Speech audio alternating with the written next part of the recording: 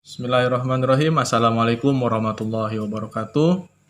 Perkenalkan, nama saya Muhammad Baharudin Hafid, mahasiswa IAIN Palu, jurusan Hukum Keluarga Islam. Pada kesempatan kali ini, saya akan membahas tentang mata kuliah Legal Drafting atau pembentukan perundang-undangan. Jadi sebelum kita membentuk sebuah perundang-undangan, izinkan dulu saya memperkenalkan apa itu perundang-undangan sebenarnya. Jadi hakikat perundang-undangan adalah, kalau kita lihat di sini, negara hukum yang demokratis menekankan pada aktivitas penyelenggaraan negara yang mendeskripsikan pada hubungan antar hukum, demokrasi dan hak asasi manusia, melihat penyelenggaraan negara yang berdasarkan prinsip tersebut maka harus diwujudkan dalam bentuk peraturan perundang-undangan. Jadi kalau kita berbicara soal peraturan perundang-undangan, ini peraturan perundang-undangan adalah sekumpulan perundang-undangan yang berlaku di sebuah negara terkhusus Indonesia. Jadi kalau kita berbicara perundang-undangan, berarti dia sekumpulan atau kompilasi dari banyak undang-undang yang berlaku di Indonesia. Tetapi kalau kita berbicara soal undang-undang, berarti itu adalah bagian dari perundang-undangan itu sendiri. Begitu. Selanjutnya, kalau kita berbicara tentang fungsi peraturan perundang-undangan. Fungsi peraturan perundang-undangan, kalau kita lihat dari slide ini, peraturan perundang-undangan sebagai kepastian hukum dan keadilan bagi semua warga negara. Kalau kita melihat fungsi dari peraturan perundang-undangan itu hanya sebagai kepastian, di sini sebenarnya harus ditambahkan lagi seperti kemanfaatan dan keadilan. Jadi kalau soal kepastian hukum, itu dalam perundang-undangan bukan hanya itu saja. Tetapi fungsi dari peraturan perundang-undangan itu bisa kita lihat, pertama kepastian, kemanfaatan, dan juga keadilan. Kemudian selanjutnya, peraturan perundang-undangan sebagai landasan dasar penyelenggaraan pemerintah. Ya, benar sekali. Jadi di sini, dalam sistem pemerintahan, pemerintah dalam melaksanakan sistem pemerintahannya tidak dapat melaksanakan pemerintahan tanpa adanya landasan perundang-undangan, begitu. Jadi semua sistem yang dilakukan oleh pemerintah harus memenuhi unsur perundang-undangan dan tidak boleh lari daripada rel perundang-undangan itu sendiri. Kemudian selanjutnya, peraturan perundang-undangan sebagai dasar berjalannya penyelenggaraan pembangunan nasional.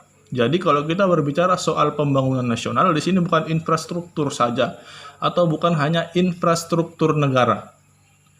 Tetapi berbicara tentang pembangunan nasional, di sini juga kita membangun sumber daya manusianya. Jadi untuk membangun kesemuanya, itu membutuhkan yang namanya peraturan perundang-undangan. Tanpa adanya landasan atau rel yang mengatur sistem tersebut, maka pembangunan nasional tidak akan terjadi di Indonesia. Begitu. Kemudian selanjutnya, peraturan perundang-undangan merupakan hukum yang berlaku bagi seluruh warga negara nasional. Ya, betul sekali. Jadi di sini peraturan perundang-undangan tidak dibuat, jadi hukum yang ada di Indonesia di sini dibentuk bukan hanya untuk satu suku atau satu wilayah atau satu agama. Jadi hukum yang berlaku di Indonesia saat diundangkan itu berlaku untuk semuanya. Bukan hanya berlaku khusus untuk satu daerah, tidak. Jadi saat pemerintah melakukan undangan atau menyampaikan atau memberikan kabar suatu perundang-undangan akan diundangkan, maka sehari setelah diundangkannya peraturan perundang-undangan itu harus diikuti oleh semua warga negara Indonesia. Tidak ada alasan orang Indonesia tidak mengetahui sebuah peraturan perundang-undangan yang telah dikabarkan oleh pemerintah. Contoh, kalau kita orang dari gunung turun ke kota, atau orang dari pedalaman turun ke kota, kemudian dia melewati lampu merah dan dia berkata, saya tidak mengerti apa itu tidak ada alasan. Jadi di dalam hukum yang terjadi di Indonesia ini tidak ada alasan pemaaf. Beda dengan hukum Islam. Jadi kalau di dalam hukum Islam, tidak ada kesalahan seseorang, tidak ada dosa seseorang melakukan sesuatu jika dia tidak mengetahui apa yang dia lakukan. Tetapi kalau hukum yang ada di Indonesia, walaupun dia tidak mengerti, walaupun dia tidak paham, jadi itu bisa dikatakan sebagai kelalaian. Jadi tidak ada alasan pemaaf di sini, begitu. Kemudian selanjutnya kita akan membahas tentang asas-asas hukum peraturan perundang-undangan. Asas-asas hukum peraturan perundang-undangan yang pertama adalah asas kejelasan tujuan. Jadi, sebelum kita membentuk yang namanya sebuah peraturan perundang-undangan, maka harus ada kejelasan tentang apa tujuan sebenarnya dibentuknya undang-undang tersebut. Apakah bermanfaat bagi masyarakat luas atau tidak? Kemudian selanjutnya, asas kelembagaan atau pejabat atau pembentuk yang tepat. Jadi dalam melakukan pembentukan perundang-undangan, dalam melakukan dan membuat sebuah peraturan perundang-undangan, ada pejabat tertentu yang dapat melakukan pembentukan perundang-undangan tersebut. Jadi tidak semua lembaga dapat melakukan namanya pembentukan perundang-undangan. Contoh, lembaga yang dapat melakukan pembuatan perundang-undangan adalah lembaga eksekutif dan legislatif. Jadi, pembentukan perundang-undangan di situ dibuat di DPR, yakni sebagai lembaga legislatif. Kemudian dibawa ke Majelis Permusyawaratan Rakyat dan kemudian disahkan oleh Presiden. Walaupun dalam hal ini Presiden Republik Indonesia tidak memberikan pengesahan terhadap undang-undang tersebut dalam jangka waktu beberapa hari ke depan atau 3 bulan, maka undang-undang yang tidak disahkan Presiden tadi dapat secara otomatis sah dan berlaku di Indonesia. Baik.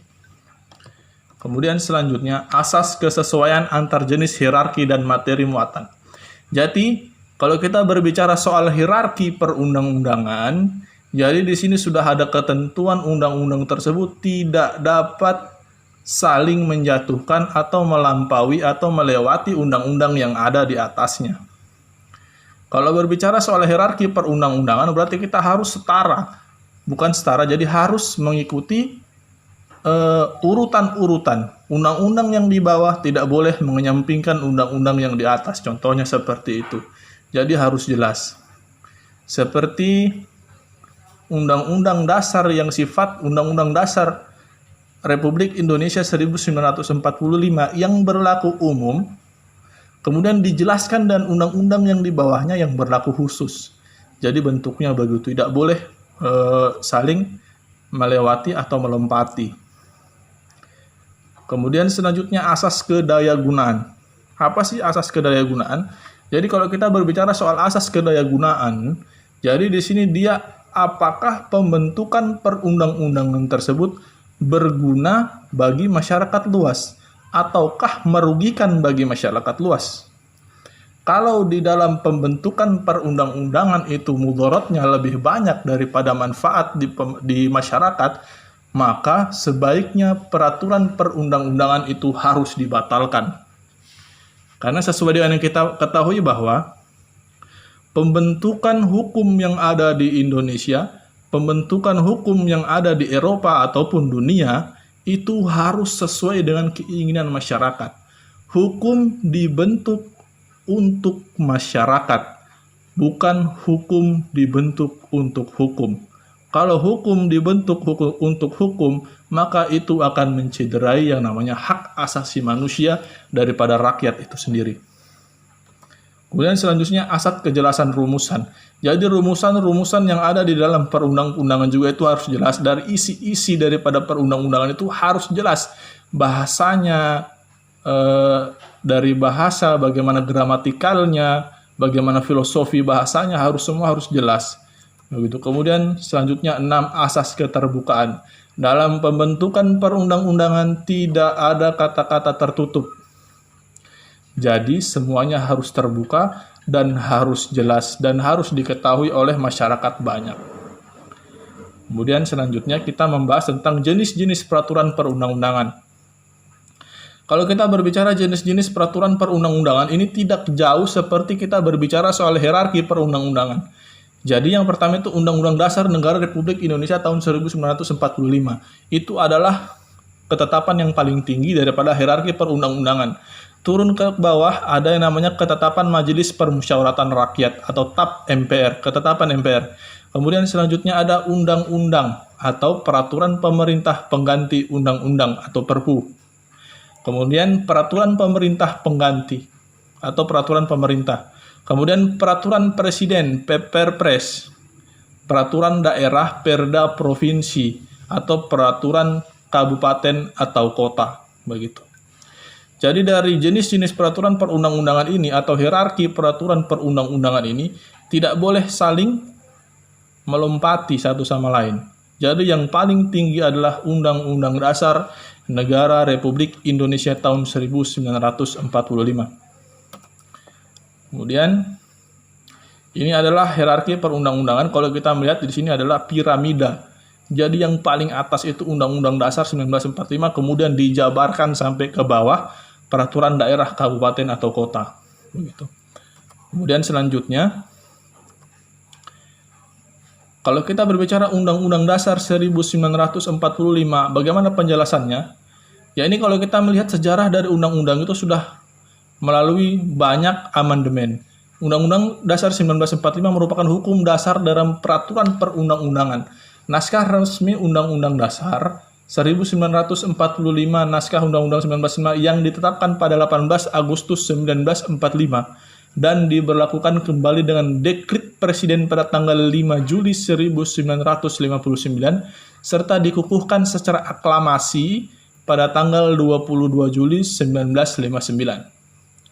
Naskah perubahan pertama, perubahan kedua, perubahan ketiga, dan perubahan keempat Undang-Undang 1945 masing-masing hasil sidang umum MPR tahun 1999, 2000, 2001, dan 2002. Jadi kita bisa melihat di sini tahunnya itu berurutan dari 1999, 2000, 2001, dan 2002. Undang-Undang Dasar 1945 dalam satu naskah dinyatakan dalam risalah rapat paripurna kelima sidang tahunan MPR tahun 2002 sebagai naskah pembantuan dan kompilasi tanpa ada opini. Jadi kalau kita mau melihat di sini bahwa undang-undang itu masih ada lagi atau akan terjadi amandemen dan bisa, dan untuk amandemen tersebut tidak tertutup sampai tahun 2002 itu sendiri. Kemudian selanjutnya ketetapan MPR. Kalau kita melihat ketetapan MPR di sini seperti TAP MPR, ketetapan MPR yang menetapkan presiden dan wakil presiden atau melepaskan jabatan presiden dan wakil presiden daripada kedudukannya. Kemudian yang selanjutnya undang-undang atau peraturan pemerintah pengganti undang-undang. Di sini dijelaskan peraturan pemerintah pengganti undang-undang atau Perpu adalah peraturan perundang-undangan yang ditetapkan oleh presiden dalam hal ihwal, kegentingan, dan memaksa. Jadi, undang-undang atau peraturan pemerintah pengganti undang-undang dapat dilakukan dalam keadaan genting dan juga dalam keadaan memaksa.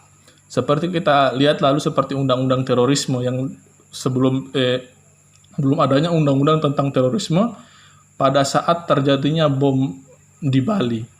Kemudian itu keluarlah seperti peraturan pemerintah pengganti undang-undang atau Perpres. Kemudian peraturan pemerintah. Peraturan pemerintah, peraturan perundang-undangan yang ditetapkan oleh presiden untuk menjalankan undang-undang sebagaimana mestinya. Materi muatan peraturan pemerintah dalam materi untuk menjalankan undang-undang sebagaimana mestinya, begitu. Jadi kemudian peraturan presiden atau Perpres. Peraturan perundang-undangan yang dibuat oleh presiden, materi muatan peraturan presiden adalah materi yang diperintahkan oleh undang-undang atau materi untuk melaksanakan peraturan pemerintah. Begitu. Kemudian selanjutnya peraturan daerah. Jadi kalau kita melihat peraturan daerah di sinilah peraturan yang di mana peraturan tersebut adalah peraturan otonom daerah tersebut dan tidak dapat diganggu-gugat oleh daerah lain. Biasanya daripada peraturan daerah, kota ataupun provinsi dengan provinsi yang lain di dalam melakukan pembentukan peraturan perundang-undangan itu isinya pasti berbeda-beda sesuai dengan kebutuhan daerah tersebut. Jadi dalam pembentukan perundang-undangan di daerah, provinsi, kota, atau kabupaten, setiap provinsi daerah itu pasti berbeda isinya. Karena kenapa? Kebiasaan atau tingkah laku atau sifat dari setiap daerah itu berbeda-beda. Jadi contohnya begini, pembentukan peraturan perundang-undangan atau perda yang ada di Bali sangat tidak relevan jika kita samakan dengan peraturan daerah yang ada di Nangro Aceh Darussalam. Jadi itu sangat bertolak belakang, makanya tidak akan sama. Kalau peraturan perundang-undangan atau perda yang ada di Aceh diberlakukan di Bali, maka yang adanya akan tumpang tindih. Karena kenapa? Kalau kita lihat di Aceh, peraturan daerahnya itu bersifat Islami sesuai syariat Islam. Kalau kita lakukan di Aceh, maka itu akan kalau kita berlakukan di Bali, maka akan sangat bertolak belakang dan tidak akan cocok berlaku di sana.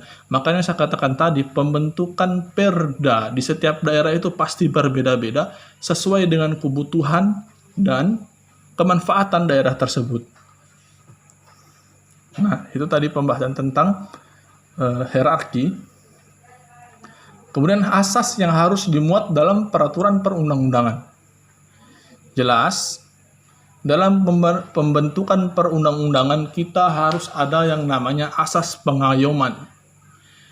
Jadi hukum dibuat itu untuk mengayomi masyarakat.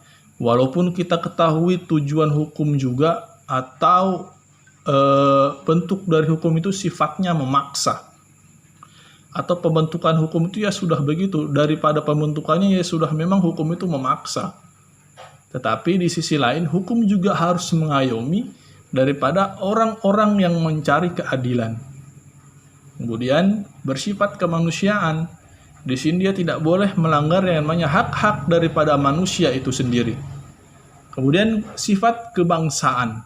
Jadi harus menumbuhkan sifat kebangsaan sesuai dengan negara yang akan dibuatkan peraturan perundang-undangan. Kenusantaraan itu terkhusus ada di Indonesia.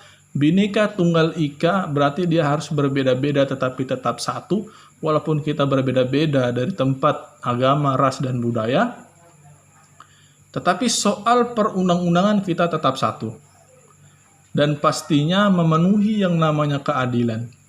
Jadi asas dalam pembentukan perundang-undangan ini sebenarnya bukan hanya asas keadilan, harus memenuhi kemanfaatan dan kepastian hukum. Kemudian kesamaan kedudukan dalam hukum dan pemerintahan. Jadi tidak ada perbedaan seseorang di dalam melaksanakan yang namanya hukum. Atau orang tidak dapat dibeda-bedakan dalam hal tindak pidana ataupun pemidanaan yang dilakukan oleh pemerintah terhadap seseorang yang melakukan sebuah pelanggaran pidana. Jadi semua sama di mata hukum. Equality before the law. Kemudian kesamaan kedudukan dalam hukum pemerintahan yang tadi. Kemudian ketertiban dan kepastian hukum yang sudah saya jelaskan. Jadi hukum itu harus ada kepastian. Tanpa adanya kepastian hukum, maka hukum sulit untuk ditegakkan dan hukum akan dianggap enteng dari masyarakat. Makanya kalau kita berbicara soal kepastian hukum, tidak terlepas juga daripada kemanfaatan hukum atau juga keseimbangan dan juga keselarasan. Jadi patok ketiga ini tidak bisa terpisahkan. Terkadang kalau kita melihat daripada teori prioritas, kalau kita mau membakukan teori prioritas baku di sini bahwa yang pertama itu keadilan, kemanfaatan, dan juga kepastian. Tapi terkadang kita harus melihat juga yang namanya teori prioritas kasuistik. Yang bagaimana itu? Yang mana lebih kita utamakan? Apakah sisi kemanfaatan, sisi kepastian, atau sisi keadilan? Kalau kita memutuskan suatu perkara, maka ketiga-tiganya ini kita tidak bisa lepaskan. Kalau kita hanya melakukan yang namanya kepastian hukum, yang akan terjadi kita akan melukai sebagian besar orang dalam hal kasus pidana contohnya, begitu. Kemudian selanjutnya sifat norma. Jadi sifat norma itu di sini dijelaskan ada umum individu, ada abstrak konkret. Jadi kita akan membahas dulu. Mungkin kalau kita lihat ini di sini masih bingung. Jadi umum dan abstrak. Apa itu umum dan abstrak? Umum dan sifatnya abstrak di sini adalah Undang-Undang Dasar 1945. Itu adalah undang-undang yang berlaku umum di Indonesia, tetapi sifatnya masih abstrak. Karena kenapa? Masih perlu penjelasan daripada undang-undang yang lain ataupun peraturan perundang-undangan yang lain. Kemudian umum konkret. Kalau kita berbicara soal umum konkret, di sini adalah peraturan yang berlaku umum dan juga konkret. Itu apa? Kita melihat di sini adalah contoh rambu-rambu lalu lintas yang ada di Indonesia itu berlaku umum, semua sama. Dan dia konkret. Kenapa konkret? Sudah jelas. Contoh lampu merah. Kalau lampu merah itu sudah pasti tandanya berhenti. Tidak ada lagi penafsiran di situ. Lampu kuning tandanya kita harus berhati-hati, pelan-pelan akan mendapatkan lampu hijau. Kemudian kalau sudah lampu hijau, berarti kita harus berjalan. Begitu. Jadi di sini orang sudah tahu semua tanpa adanya penafsiran. Ini yang dikatakan tadi berlaku umum dan dia juga sudah jelas. Begitu. Kemudian di sini ada individu abstrak. Kalau kita melihat daripada individu abstrak, contohnya cuma satu, yakni surat. Surat itu yang berlaku abstrak begitu. Contohnya contoh surat ini diberikan kepada seseorang ataupun badan hukum perdata tertentu. Begitu, abstrak dia, tidak jelas.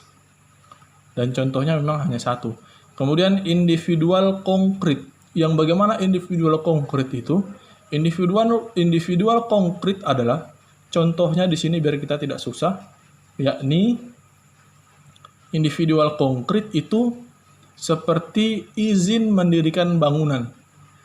IMB kalau kita kenal di sini. Jadi izin itu adalah diberikan pemerintah terhadap seseorang ataupun badan hukum perdata tertentu yang sifatnya konkret, sudah jelas.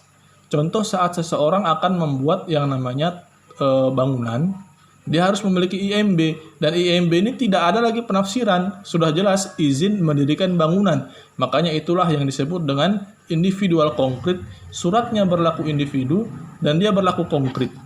Begitu. Mungkin hanya itu yang dapat saya berikan kepada teman-teman. Kurang dan lebihnya saya mohon maaf. Insya Allah kalau ada yang baik bisa dijadikan pelajaran, dan kalau ada kesalahan kata dari saya mohon dimaafkan. Wabillahi taufiq was sa'adah wa ridha wal inayah. Wassalamualaikum warahmatullahi wabarakatuh.